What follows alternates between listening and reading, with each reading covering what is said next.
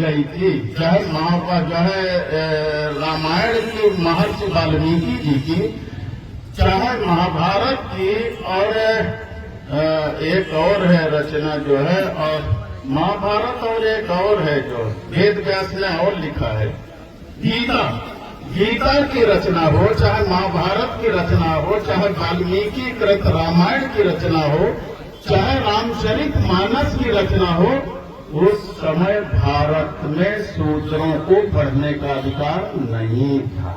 सही बता रहे, उस समय भारत में शूद्रों को पढ़ने का अधिकार नहीं था। आप पढ़ लिख नहीं सकते थे। अगर आप पढ़ने की कोशिश करेंगे तो आपकी आंखें फोड़ दी जाएंगी। आप सुनने की कोशिश करेंगे तो शीशा पिघला के कान में डाल दिया जाएगा। अगर जीभ से आप उच्चारण करेंगे तो जीभ आपकी काट ली जाएगी। ये व्यवस्था थी भारत के अंदर।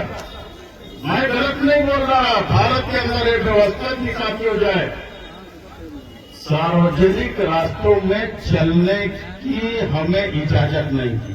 कोई भी शूद्र समाज का आदमी अगर सार्वजनिक रास्ते पर चलेगा तो गले में हंडिया बांध के चलेगा, थूकेगा तो दिन भर हंडिया में थूकेगा, फिर मिट्टी को खोद के उस हंडिया को गाड़ेगा।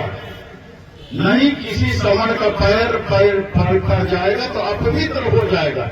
अब तुम्हें किस्सा कहानी लग रही होगी जो है, अब किस्सा कहानी लग रही हो तो अभी एक पिक्चर जारी हुई है महात्मा ज्योतिबा राव फूले, उसे देख लेना। महात्मा ज्योतिबा राव फूले पिक्चर जारी हुई है, उसे देख लेना अगर मैं गलत कहता हूं। यही सारी व्यवस्थाओं के विषय में उसे दिखाया गया है जो भारतीय जनता पार्टी के लोगों को बुरा लग रहा है। इस देश के अंदर कमर में झाड़ू बांध के चलना पड़ता था कि जहां तुम बैठो बाद में उठो तो निशान मिटाए दो। पैर में चीथड़े पुराने कपड़े बांध के चलना पड़ता था जिससे तुम्हारे पैर के निशान मिटते चले जाएं, दूसरे का पैर ना पड़े। ये भारत देश का इतिहास है जो आज हमें नकली हिंदू बना के हमारे वोट का सौदा करते और राजपाट लेके हेलीकॉप्टर से चलते हैं।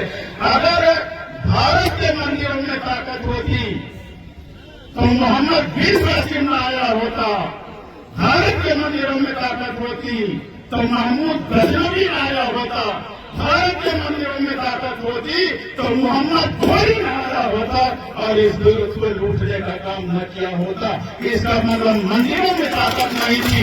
अगर ताकत है तो सत्ता के मंदिर में ताकत है कि बाबा अपना मंदिर छोड़ करके आज सत्ता के मंदिर पर विराजमान है, हेलीकॉप्टर पर चलने का काम करते हैं।